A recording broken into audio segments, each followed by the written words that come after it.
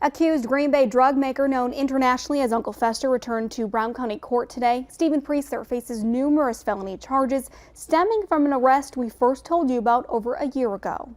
66-year-old Stephen Priestler appeared in Brown County Court Thursday with his defense attorney.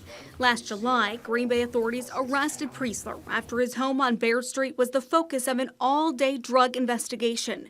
Since then, he's been in and out of jail for bond violations relating to drugs, a cycle Green Bay alderman says is frustrating to see.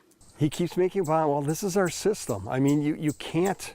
He hasn't been convicted of anything, so all bond is to make sure he shows up for court. And he always does. It doesn't make sure that he's not going to recommit crimes, which is unfortunate. Every arrest of Priestler has resulted in a cash bond being paid until now.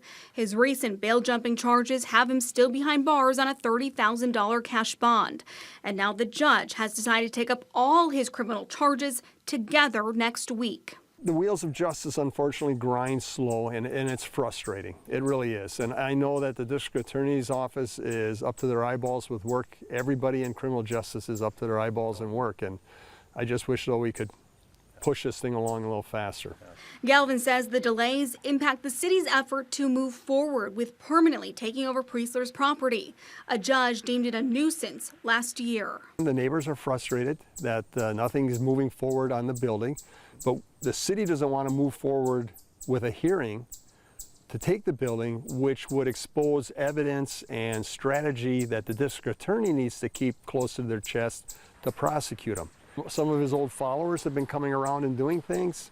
It's been vandalized now, and it's the city's responsibility. Well, this is a headache we'd like to have off of our shoulders. We'd like to have that house rehabbed and get a decent family in there living and paying taxes. Priestler will be back in court for all of his charges next week. His defense attorney says they are considering a resolution offered by the state. Cammie, Bill.